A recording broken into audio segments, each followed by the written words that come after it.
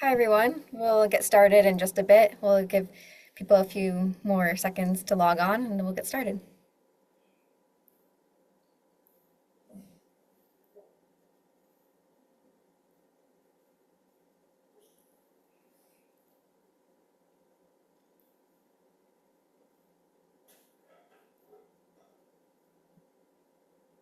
Okay, we'll get started. Hi everyone. On behalf of the Southeast New England Program Network, welcome to our webinar titled Salt Marsh Framework, Understanding Current Conditions and Opportunities for Restoration and Migration. The purpose of the SNEP Network webinar series is to showcase the work of our partners and share our regional case studies and emerging topics and resources relevant to the SNEP region. We are grateful to have the opportunity to share this important work with the communities in this region. My name is Leah Soloway. I'm the program coordinator located at the New England Environmental Finance Center, and I'll be managing logistics for today's program. And before we get started, I'd like to introduce and provide you all with a little background about the SNEP Network and the SNEP region. The SNEP Network is a technical assistance and training program that is led by the New England Environmental Finance Center, which is a regional technical assistance provider for EPA Region 1. The SNEP Network's mission is to empower communities to achieve healthy watersheds, sustainable financing, and long-term climate resilience through the management of stormwater and restoration projects. We focus on building local capacity by providing no-cost trainings, webinars, and hands-on technical assistance to communities in the SNEP region. And the SNEP Network is funded by the Southeast New England Program, or SNEP, which is a bi-state initiative of EPA Region 1 that supports healthy ecosystems, clean water, and sustainable communities across Southeast Massachusetts and Rhode Island. If you'd like to learn more, please visit our website, snepnetwork.org. And I'd like to go over some Zoom logistics before we get started. First, everyone will be on mute to ensure audio quality. And at the end of the webinar, there'll be a Q&A session. You can ask questions by typing them into the Q&A box on the Zoom control panel. We look forward to answering questions, so you can type them in at any time, and then we'll get to them at the end of the webinar. And I'd like to remind everybody that this webinar is being recorded, and the recording, along with the materials, will be sent after the webinar to participants, and it'll be available on our website. And with that, I'd like to introduce Sarah Grady, Senior Coastal Ecologist with Mass Audubon, and Heidi Ritchie, Director of Advocacy and Policy with Mass Audubon. And I'll stop sharing my screen and then hand things over to Sarah.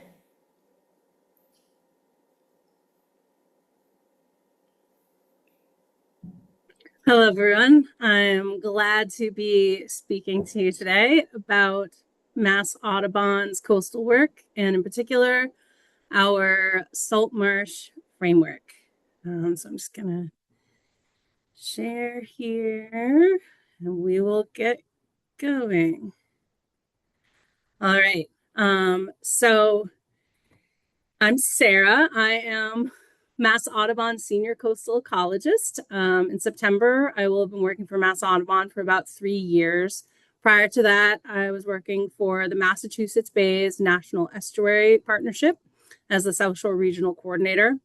I've been working in salt marshes for about 25 years and in restoration for about 20 years, and I'm part of Mass Audubon's Ecological Restoration Program. I'm based at our Tidmarsh Wildlife Sanctuary in Plymouth, but I travel from Newburyport to Wellfleet to Westport. We're going to be, Westport's highlighted because we're going to be talking a little bit about Westport today as well. So Mass Audubon's very active on the coast. Like I said, I have a lot of coastline to cover. We have multiple wildlife sanctuaries and lots of different coastal programs going on. And we also have a guiding document called our action agenda. We're actually going to be updating this relatively soon. But our existing action agenda has these 3 goals focused on resilient landscapes, equitable access to nature, and climate change. And a restored landscape is more resilient and more welcoming and more prepared for climate change. Our ecological restoration program has been in place since about February 2023, so relatively new, but we like to think that we've been getting a lot done in those 3 years so far. So just a reminder about what ecological restoration really means.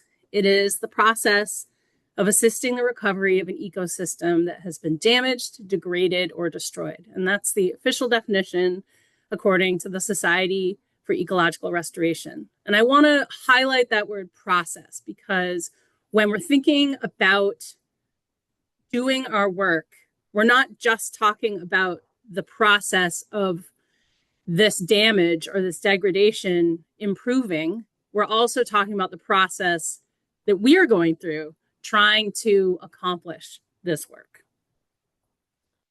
And we do it for a lot of different reasons, whether it's biodiversity, carbon capture, water quality, water, storing floodwater, purifying air, all sorts of benefits of restoration. I focus a lot on salt marshes, and unfortunately, the salt marshes in Massachusetts are in decline. We've lost about 41% of our salt marshes since about 1800 due to a lot of different things: land use change, altered sediment and nutrient regimes, and other anthropogenic impacts. New England's rates of sea level rise are 3 to 4 times higher than the global average as well.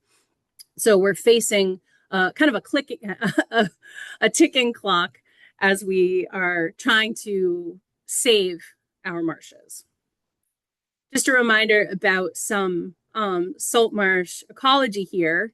Salt marshes have different areas, and some of those are flooded more frequently than others because they may be higher elevation, or they may be more hydrologically connected to certain parts of the marsh.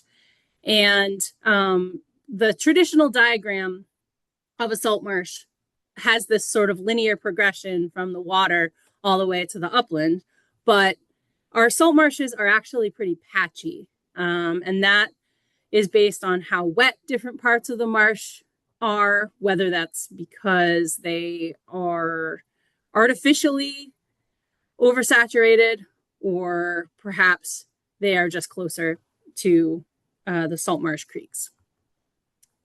Salt marshes are able to naturally adjust to sea level rise through a process called accretion. Marshes need elevation and they need vegetation in order to survive. And the way that a marsh is able to build elevation is that those grasses act to slow water down as the tide comes in each day. And that tide is carrying sediment with it. And so that slowed down water allows the sediment to settle onto the marsh surface. And the roots and rhizomes of the salt marsh plants are able to grow through that settled sediment and build up peat. And that's how a salt marsh is able to gain elevation. So the vegetation is playing a role in those elevation gains. The other really important thing to remember is that a salt marsh is a wetland and it needs to be wet. I'm sure there are plenty of you out there who have a compost bin or a compost pile, and one of the things that you do to try to help it decompose is mix it around and introduce oxygen. Our wetland soils and peats, we don't want them to have too much oxygen in them because we don't want them decomposing. The nice thing about all of that peat is that it is also where carbon is accumulated and stored. And so we really don't want it to disappear. We want it to last underneath the surface of the marsh that we can see when we look out in a marsh. Our marshes have been impacted by legacy impacts of farming. You may have heard of salt marsh hay harvest, perhaps, but it turns out that our marshes were even more heavily impacted than just that salt marsh hay harvest. Farmers in the past used ditches and embankments to try to dry and freshen the salt marshes and increase production, not only of the salt marsh hay, but also of other agricultural products like English hay. And those ditches were then later expanded for mosquito control purposes. And almost all of the salt marshes in the US Northeast have have experienced these impacts to some degree. So our salt marshes have a lot of threats to them. These embankments cause water to pool and can cause oversaturation in parts of the marsh, too much water. The ditches introduce too much oxygen, which causes the marshes to overdrain. Our marshes also are subject to water quality impairments from nutrients, either coming off of the upland or in the water that they're exposed to with the tides. And all of those things together can lead to a loss of elevation in the marsh, a process called subsidence. In addition, some of our marshes also have problems with crab herbivory and burrowing, which can add to an additional loss of vegetation on top of the vegetation loss that occurs when the marsh starts to subside and the vegetation starts to die off. And then finally, the altered sediment supply also can contribute to loss of elevation. And all of that loss of elevation results in a greater vulnerability to sea level rise. On the upland edge of the marsh, we also have development, and that causes something called coastal squeeze. So our marshes with sea level rise may be able to migrate into upland areas. However, if there's something blocking the way, whether it be a parking lot or, a seawall, that marsh is not going to have anywhere to go. So all in all, there are about 42,000 acres of salt marsh in Massachusetts that need restoration today. And we'll get into kind of the facts of where that number comes from. There are about 48,500 acres of salt marsh in the state. But that's kind of that sweet spot for restoration. So what do we do? That is a huge and overwhelming number. How are we going to ever manage to tackle something so big? And I will say that we're going to all do it together. So you can come with me and let's go along the muddy path to restoration. So it's important to remember that a project happens in phases, and that these phases are often overlapping and iterative. What we're talking about today is mostly at the beginning of this process. We're going to be talking about developing and selecting a project and a process to do a project. And all along the way, there are steps that are also occurring, such as engaging the community, raising funds to support your project, and then, of course, monitoring your project and adaptively managing. So again, the project is really a process. So to try to help with that first step of trying to choose where to work and trying to kind of unfreeze people in the face of the threats of climate change and so many acres to deal with, we developed something called the Salt Marsh Framework, which uses geospatial data to score our salt marshes statewide by their current condition, their future trajectory, and their migration potential, which is essentially working in the right places at the right time. And that leads to scores for each of these that are used to suggest some sort of management guidance, which would be the right approach. And this is not telling you exactly what to do. This is just giving you a sense of what kind of effort and what kind of focus one might take in a particular salt marsh. And then you get into all of the details behind that. So the way that this salt marsh framework works is that we've got these three scores. So the condition score is looking at, is the marsh vegetated? Does it receive non-point source pollution? The trajectory looks at where the marsh is relative to the tide, and is that marsh building elevation fast enough? And then looking at migration. So where can that marsh migrate? And what's the land use in those areas? Because that can impact how well a salt marsh would be able to migrate. And So then we can combine those scores into guidance focused on protection, restoration, and migration. And then also the framework allows you to add in context. So you could add in information about, say, Atlantic Coast Joint Venture Salt Marsh Sparrow priority marshes, or perhaps where there are cranberry bogs that might act as a migration destination for a salt marsh on the coast, and tidal restrictions, which might be impacting the quality of the marsh as well. So the way that all of that gets put together is we have 7 categories.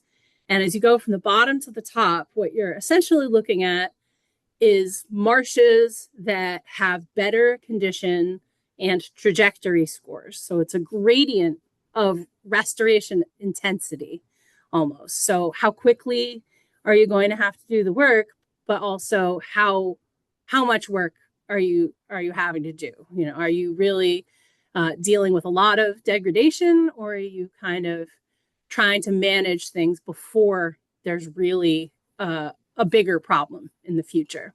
And then on the left-hand side of the categories are locations that really don't have a lot of migration potential. On the right-hand side, we have categories where those marshes do have more migration potential. So for example, in the upper left-hand corner, you have marshes that are in pretty good condition. They're not declining very quickly, but they have nowhere to go. So you might be focusing more on what you can do in that marsh in place to keep it going as long as possible. And then in the lower right-hand corner, you have marshes that are in pretty rough shape and maybe are declining faster, but they also maybe have a lot of migration potential. So your focus might be more on trying to keep that marsh healthy enough and trying to facilitate migration at the same time.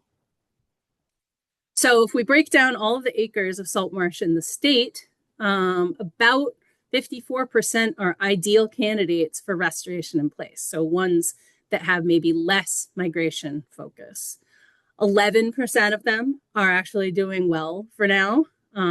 So we can focus on the other marshes. 13% of them are just great migration opportunities. So those would be focal points for looking at migration projects in addition to salt marsh restoration. And 3% are categorized as being in imminent trouble. They're in very poor condition, declining really rapidly, and may not have anywhere to go. So just as an example of what this might look like if you split it up, this is some information from Barnstable Great Marsh, where we are going to be starting implementation of salt marsh restoration in the fall. And so for Barnstable, it has moderate vegetation cover, and the percent impervious is good. It's low percent impervious, which is good, a high score. And that leads into a moderate condition score. And then it has moderate elevation, it has a moderate lifespan, and it has a low area to edge ratio. So that means it's not as prone to erosion, and that leads to a moderate trajectory score. And then finally, it has a very low migration area score relative to the area of the marsh, and a low migration quality score, which leads to a low migration score. So you put the condition, the trajectory, and the migration scores together, and you get the management guidance of repair. So focusing on repairing hydrology, moderate effort, and less focus on migration. So we were asked as part of a SNEP technical assistance grant by the town of Westport to take a closer look at their marshes and pilot using the framework to help inform what they might do about their marshes. So in the framework, there are 4 different marsh systems that are divided up in the town. We've got the east branch of the Westport River, the west branch of the Westport River, and then the two ponds, Cocky's Pond and Richmond Pond. And essentially, the two ponds have high to moderate condition, trajectory, and migration scores, which puts them in a prepare category that is low impact restoration and but also thinking about migration. Both the branches of the river all kind of got categorized together as low trajectory, condition, trajectory, and migration, which leads to a category of amend, which means that you would be looking at more intensive restoration in place. Now, the town was very interested in the marsh islands in particular, and the scale at which we were looking at it through the statewide framework was not quite the scale at which we needed to understand the differences between the islands versus the fringing marshes. So we were able to develop sort of a sub-model of the framework to try to help inform the town. There'd been a lot of work already looking at Westport's salt marshes. The islands have been lost at a very high rate. There were studies that showed that nitrogen pollution was not necessarily a driving cause, but there was still some questions about what might be going on and what can the town do. There was also some work by the Buzzards Bay Coalition looking at one particular marsh in Westport, actually using kind of a similar approach to the framework. And I will say that this work by the Buzzards Bay Coalition was a seed that then fed into something that eventually became the framework. So taking a closer look and splitting things up a little bit more, looking at Westport's marshes, we're able to, the original data layer for unvegetated vegetated ratio from the USGS is on a marsh unit scale. So we were able to look at those islands separately and the pieces of the marshes separately. And generally, where you can see the darker blues, that's where there is a lot less vegetation. And then when you're moving up into the headwaters of the river, you're seeing more of the greens, so that has more vegetation, as well as down behind Horse Neck Beach. All of the marshes in the town of Westport got a high score for the other metrics. So that meant that could all just be applied across the board on that one. Then if we're looking at trajectory, the elevation of Westport's marshes, they tend to be, especially the islands, tend to be very, very low. So this is a deviation in meters from mean high water. Mean high water kind of distinguishes, I would say, sort of the midpoint of where you see the split between high marsh and low marsh if you're looking strictly at elevation. So they're already low in the tidal frame, but then you also have areas that are higher in the tidal frame, again, at these headwaters here and then down behind Horse Neck. And then if you're looking at the lifespan, which is another USGS layer, that again there's some vulnerability in the islands, as well as a little bit less behind Horse Neck. And then again, those headwaters are projected to last longer.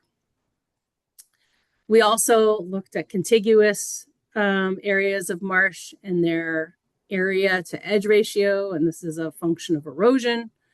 All the darker blues are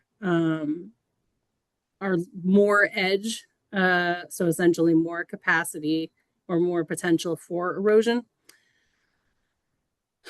And so that would be all the trajectory score. And then finally looking at migration, there's not a ton of migration area. Well, there's there's not a lot of area compared to the existing marsh, except down in the ponds. We also looked at the migration area quality. So this is looking at the developed land versus upland forest, forested wetland, open upland, and open wetland. And essentially, as you're going down this gradient here, you're getting into habitats that are more likely to be better for marsh migration. So these two pieces together then would go into a migration score.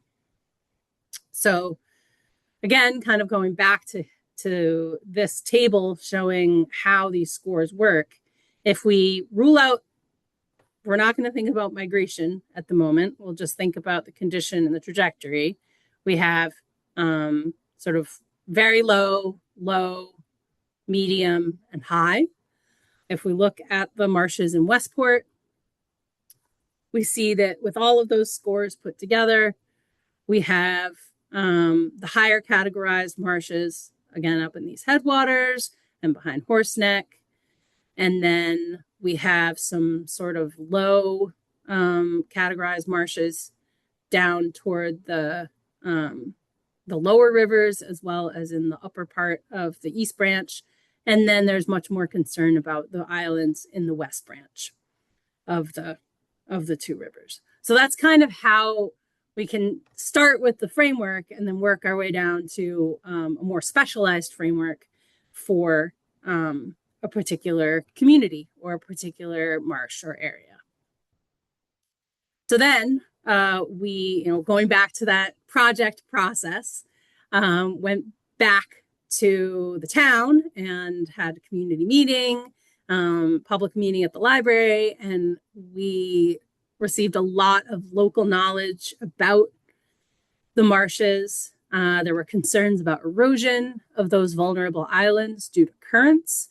There were issues with Phragmites and water quality in the ponds, and discussion of what should the outlet opening protocol be, and a lot of strong interest and enthusiasm for continuing to work together. So this is a nascent project, I would say, that has a lot of potential moving forward. I'm excited about it. At the same time in Westport, the Nature Conservancy has been looking at oyster restoration suitability. And one idea that we talked about, because there was a concern about erosion, is potentially using oyster restoration as a way to protect the islands from erosion. So doing a co-restoration of oysters and salt marshes. We also, at Mass Audubon, have been tagging willets over at Allen's Pond. And this is fresh data from our bird conservation department. And they found that birds that have been tagged over in Allen's Pond were flying over to that marsh behind Horseneck, as well as what's called Big Ram Island for foraging. So that also elevates those places as restoration priorities. So this is how you can kind of pull in all of that other data to try to help make decisions about where you'd like to work. So in the end, the recommendations to the town were that the lower river fringing marshes and Horseneck area would be a focus to restore hydrology with moderate effort. It's based on the framework to ensure that continued foraging habitat on the upper river and the fringing marshes need light effort, hydrology restoration, and seeking migration opportunities. Because even if the ratio of marsh to potential migration area isn't that great, there's actually quite a lot of acres. There's hundreds of acres of potential restoration area. At the ponds, they would look to protect their marshes and carefully evaluate the outlet opening, manage invasives, and seek migration opportunities. In the lower islands on the East Branch, look at sediment placement as a more aggressive restoration technique, but also one that will help with elevation and also look at erosion protection. And then the upper islands of the East Branch, consider cost benefit analysis of those islands and some sediment placement, and again erosion protection to try to save those islands if that's determines what the town would like. So just to kind of go back to our project phases, we've been talking a lot about developing and selecting our projects. And now we're gonna jump ahead to talking a little bit about permitting. And Heidi Ritchie from Mass Audubon is going to tell you a little bit about that.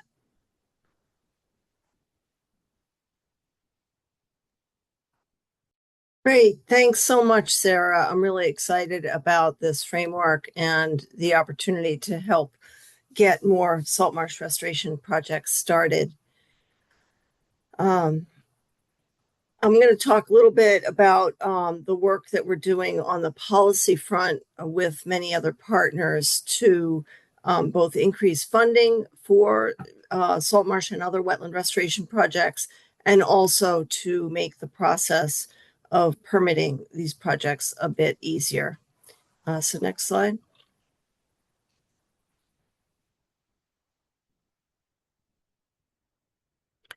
Great. Oops. Okay.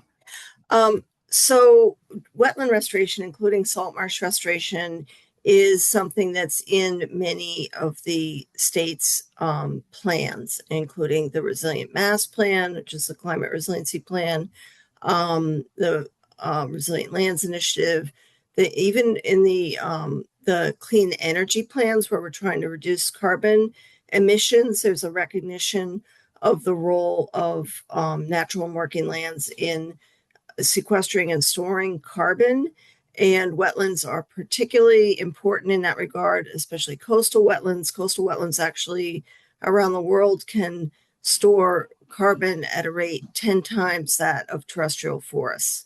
And of course, they're very important for biodiversity as well. And there's a recent Resilient Coast Initiative. So this is just some of the plans out there, but clearly the state is in sync with all of us who care about restoring these historically damaged wetland resources and helping them survive for the future. And they're important to the communities as well, including historically disadvantaged communities, because these wetlands absorb storm energy and flows and protect the communities from flood damage. So this is just on the bottom here of the slide is a screenshot of some of the actions identified in the Resilient Mass Plan: advanced salt marsh conservation and restoration, helping with monitoring, and developing updated wetland restoration guidance and regulations to support that work. Next slide. Oh, yeah, and so this is just a quote from the Department of Fish and Game's strategic plan, further illustrating, how they call out the importance of restoration and restoration streamlining in order to meet the state's goals. So why do we need to streamline permitting for restoration? Well, there's a whole slew of permits, state and federal and local, that apply to any project that involves work within a wetland. And all of these regulations were developed mainly through laws that were passed decades ago to stop the rampant loss of wetlands to development and other direct impacts, filling and dredging and et cetera. So they were not developed with restoration in mind at all. And many of them have, for example, strict size limits on the area of alteration that you're allowed to do. And that's particularly true for salt marshes. So we need a whole different system for doing restoration projects, because these are not impacts. These are reversing historic impacts, which are causing ongoing damage to the resource. and it just needs a completely different approach. And this is a quote at the bottom. We did a survey with the Conservation Law Foundation a couple of years ago of many different restoration organizations, consultants and nonprofits, etc. And this was one of the quotes, that we really need to accelerate the pace of restoration now. Otherwise, we're going to lose these critical ecosystems. Next slide. So there's a lot that's going into this, as you can imagine, given that list of all the different laws and regulations that apply. And we've been kind of chipping away at it in particular regulatory programs with the state agencies. They've been cooperating. We've been working with more than 60 different organizations, nonprofits, municipalities, consultants, academic experts, etc., as well as the federal and state agencies, local conservation commissions, to figure out how can we speed up and streamline the permitting without, risking eliminating important protections for these resources. And we're making progress. There have been some revisions already in the past few years to the Massachusetts Wetlands Protection Act and MEPA, the State Environmental Review Statute. There are other efforts that are going to be happening very soon, draft regulations under the Wetlands Protection Act and Chapter 91. So stay tuned on that. And then in the big environmental bond bill that just passed the House recently, and a different, slightly different version has also passed through the Senate. It's called the Mass Ready Act. The official title of the bill is An Act to Build Resilience for Massachusetts Communities. And it's got $3.5 billion in authorization for projects, including land protection, water protection, and restoration projects. For example, there's a big increase proposed in the Municipal Vulnerability Preparedness Program, which among the things they fund restoration. But there's also in there what we call outside sections, which are policy changes or changes to law. And we were very happy that the first version of the Mass Ready Act filed by the governor included some significant streamlining provisions for restoration projects. We were able to work with the Senate to get those tweaked and further improved. And then those similar provisions were also on the House side that just passed recently, and the bills are now in conference committee. So we will be working again with our partners to ensure that these important changes happen through this bill, which is expected to pass sometime between now and late fall. Not sure the exact timeline. But the Department of Environmental Protection is already working on draft regulatory changes to implement these streamlining provisions that are in the bill. For example, there's authorization for new general permits for restoration that the agency doesn't have the jurisdiction to allow now. And they're getting ready to move quickly and put out draft regulations and move along with this. If you're interested in more in this aspect of all of this, you can, next slide, Sarah. You can sign up here, go to Mass Audubon's webpage, and sign up, and you'll get updates and information through our Climate and Nature Champions program. And I think that's it for me. Thank you, Heidi. All right. So there's one more piece of the puzzle in terms of trying to help increase the pace of restoration, as Heidi mentioned, and that is trying to have implementation be more efficient. And one thing that we've been doing at Mass Audubon in partnership with the Parker River National Wildlife Refuge is piloting a wetlands workforce model where we had 23 restoration techs and coordinators out on the Parker River Marsh implementing ditch remediation. And last fall, they were able to cover 1,000 acres and 500 ditches and that was in 2.5 months. So thinking back to those 48,000 acres of marsh that are in the state, if we are able to really create a way to accelerate that process at every stage of the project, we may be able to reach our goals. And so, I want to kind of leave you on a hopeful note that in the face of climate change and what is quite a daunting goal, that more and more we are learning at each phase how to speed that phase up, and how to really accomplish these salt marsh restoration projects all together. So we do have a few resources for you. So the top one, of course, is what we're here to learn about today. That is the Salt Marsh Framework web app. And so there's the actual web app is there, and the ArcGIS link. You can explore the layers. You can, look at your favorite marsh, turn things on and off, add context.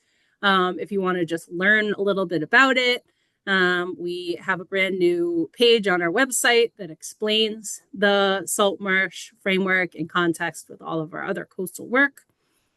I also want to promote a couple of other interesting mapping efforts that relate to salt marshes. We've got Mass Marsh is a large collaborative led by UMass and Mass DEP. And there's a great remote sensing portal where you can look at whether marshes are getting wetter or drier, and also look at restoration success using satellite data. And there's also information about blue carbon and the blue carbon content of marshes around the state. If you're looking for funding and grants, Massachusetts has recently combined all of the grants under EEA into the one-stop grant portal. So instead of each of those grants coming out individually, you can use that portal to sort of streamline that process, the funding process. And then the NIFCA, I'm not sure how we'll have to ask our SNP partners how they would actually pronounce it, but an environmental funding navigator to help you identify sources of funding for your project. And just again, another promo for the SNP network, which funded that work with Westport, as well as a lot of restoration at our Allen's Pond Sanctuary. Is a great resource for training and tools and technical financial assistance for building local capacity. So thank you very much, and I look forward to answering your questions. Thanks, Sarah. Heidi, you can kick us off if you... Well, first, I'm not sure if you have any questions. You can ask those, but I had a question for Sarah when it's the right time. Yeah, I'll just say I invite the audience members, the participants, to ask questions. Right now, we just have some comments just saying, to Heidi, just that congrats on the work you're doing to simplify the process for the permits.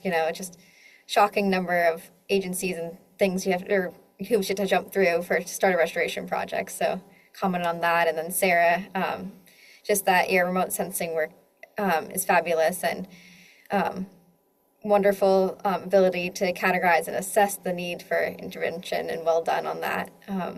But Heidi, you can go ahead for the question with Sarah.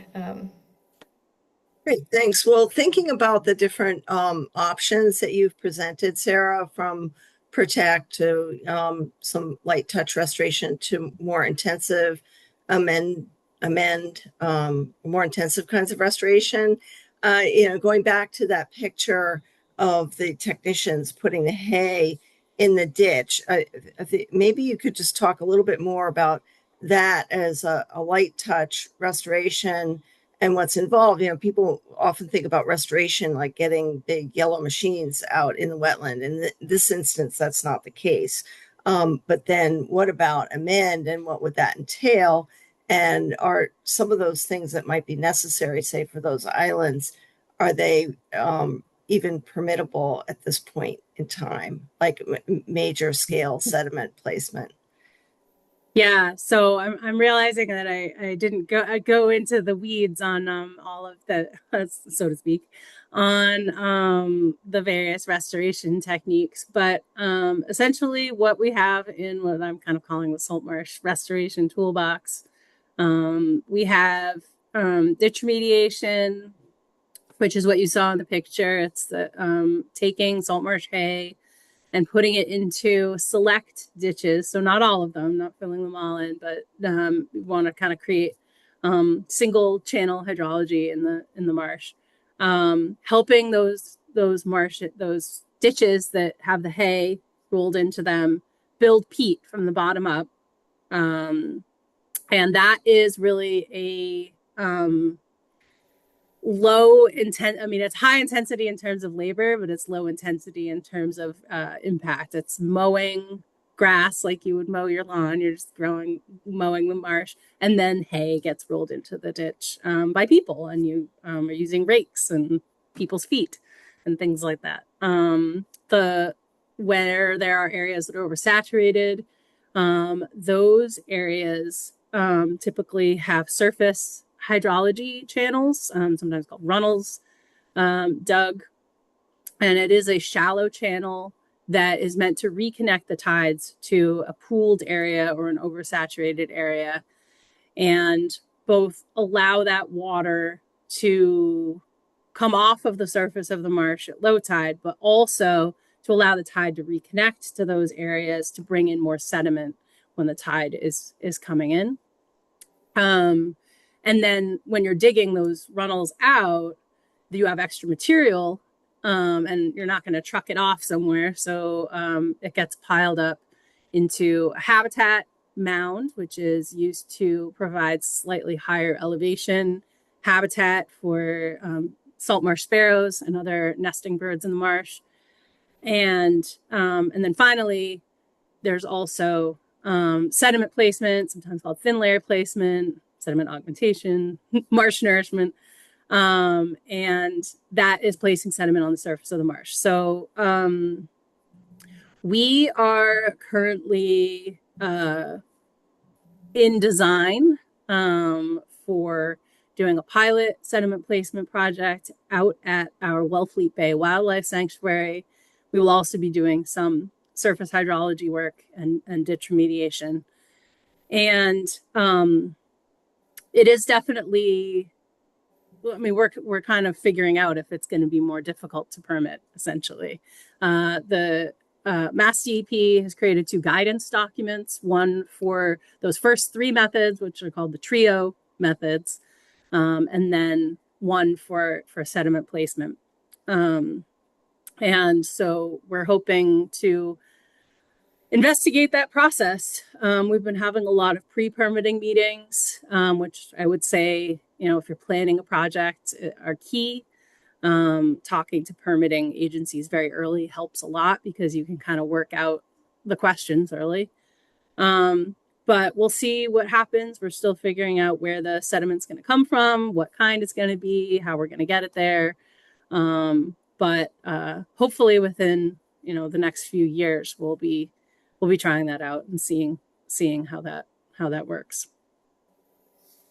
Yeah, so and contrast that with what might be needed for the islands in Westport, where there might be a need for much greater sediment placement. Might be thicker, which is not currently covered under the current state guidelines.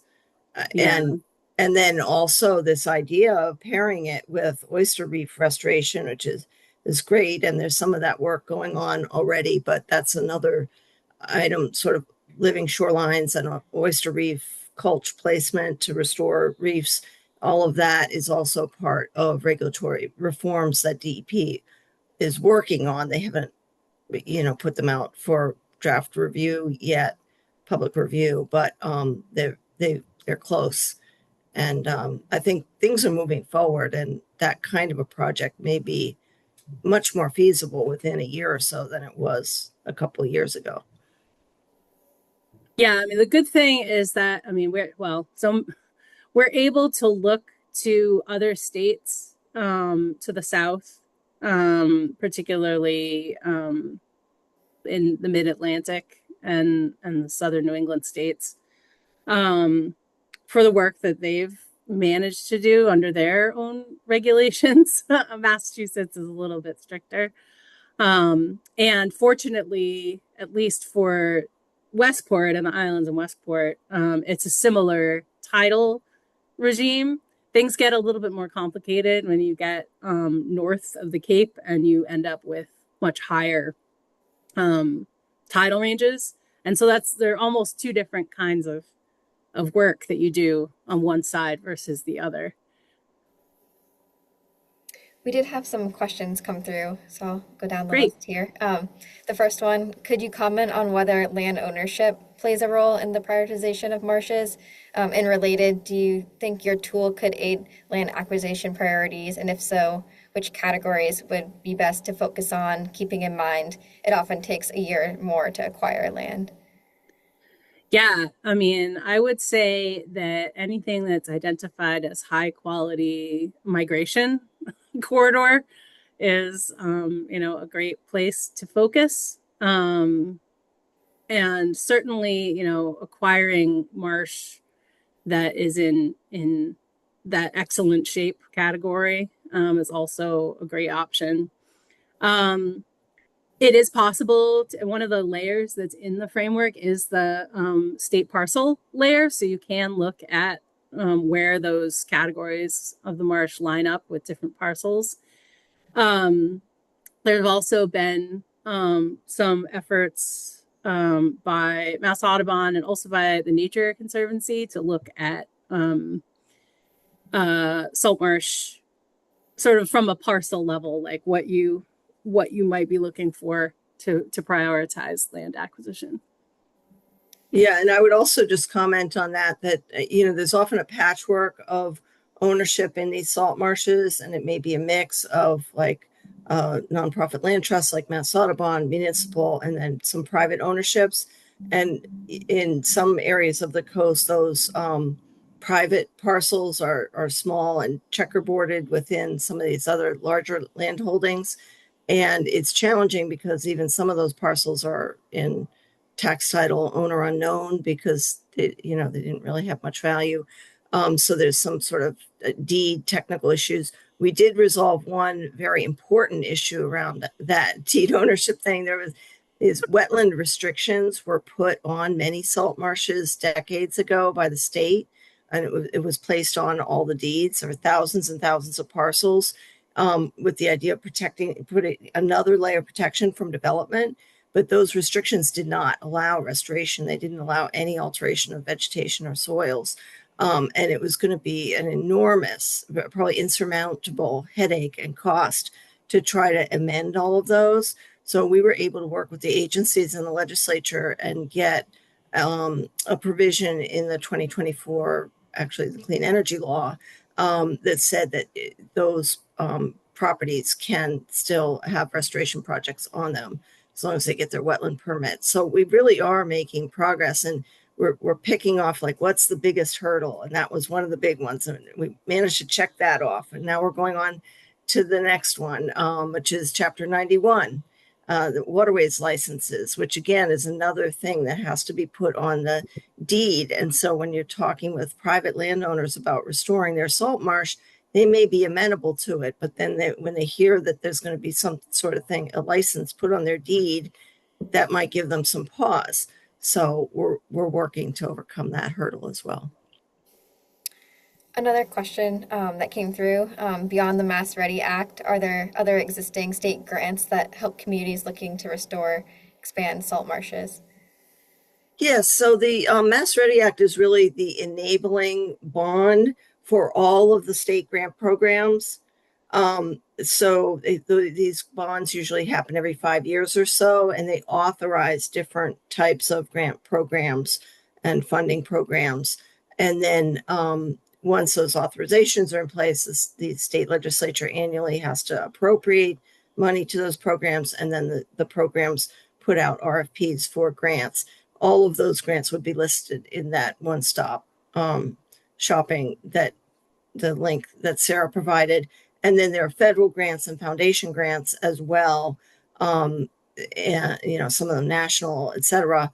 And those are in that funding navigator tool. Yeah, right now we have 3 different state grants from 3 different agencies funding 3 different marsh projects. So, our Barnstable Great Marsh work is being funded by the In Lieu Fee program through Fish and Game. We have a grant from Mass DEP that is funding work out at the Boat Meadow Marsh. And then we have a grant from the Division of Ecological Restoration, which is funding work out at Wellfleet Bay. And the other challenge is aligning the timeline when you have to complete a grant, which is often a relatively short period of time, maybe a couple of years, with the amount of time it takes to get all these permits in hand. So we're trying to align those things as well. Yeah, we'll share the links in the follow-up email with the recording of this webinar. The next question, how fast does the hydrologic response occur after filling ditches? How do you monitor the response, and how fast does the marsh respond to these actions? Do you first model to identify the responses? Yeah, so you'll see the hydrology respond faster than the vegetation, just because you're changing the way that the water is moving in the marsh. So something like water level loggers will show that impact. And then you'll definitely start to see over time the marsh platform near a ditch that's been remediated will have higher water levels, which is your intention. And then the areas that have been runneled, the surface hydrology work, will have less water, which is also your intention. And then, with the ditches, it takes multiple years to do ditch remediation, because you can only put a certain depth layer of hay each season. So it can take a couple of years to reach the target elevation in that ditch, but they will start to revegetate pretty quickly. And then the same thing with an area that's lost vegetation due to oversaturation. It takes time for that vegetation to kind of creep in. Sometimes you might have to do planting as a form of adaptive management, but generally on a 3 to 5 year time scale, you'll start to see vegetation response as well. Thanks, Sarah. And I will say we have more questions we have time for. We can end on this last clarifying question, but I'm sure Sarah and Heidi would be happy to be in touch and answer some of these questions offline, because we have a copy of these questions, so we can do that following the webinar. But the last one here I see is, can you give us a breakdown of the color codes again? Yes. This person was on the map and couldn't find the description. So if you could, clarify that for us. Yeah, sure. So I guess it's probably easier for me to show this actually. But, let me pull that slide up. And then we try to find within the map where to click to get the legend. Yeah, we'll pull this up here. All right, let's see. Share this. All right, so whoa, no, I just lost it again. Sorry. We'll just go to I know we have a limited time. All right, we'll just go here. All right, so essentially as you're moving up toward the top, you're getting into better condition and trajectory. And then on the left-hand side, it's very low or low migration potential.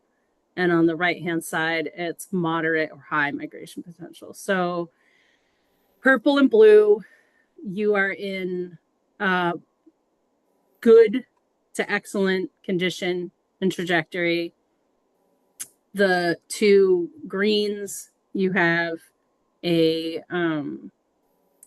moderate condition and trajectory, and then as you get down, there's a much lighter green and a yellow that is in the poor, low condition and trajectory, and then very low condition and trajectory.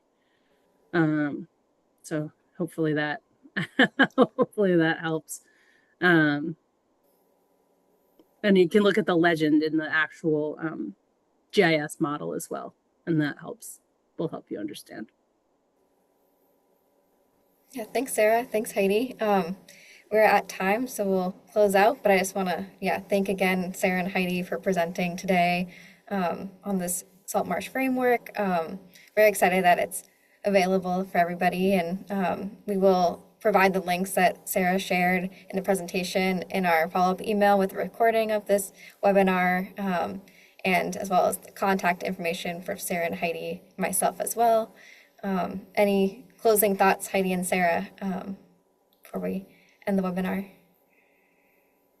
I saw a question about cranberry bogs, and yes, indeed, we are working with cranberry farmers, particularly those who are preparing to no longer be in farming, but wish to pursue a conservation and restoration trajectory for their properties. And as Sarah mentioned, many of those properties along the coastal streams are prime opportunities, first for freshwater restoration and then to prepare them for future salt marsh migration. Great. So just want to thank you for this opportunity. Thank you. Yeah. And and hopefully we'll be able to help someone out there, decide to do a project and better understand what they might have to do. Yeah. So we'll follow up with the PDF of the presentation as well. And if anyone has additional questions, you can get in touch with us if they're policy related, me, if they're technical related, Sarah. Great. Yeah. Thank you all. Thank for everybody who joined us today. And with that, have a great rest of your afternoon. Bye, everybody. Bye.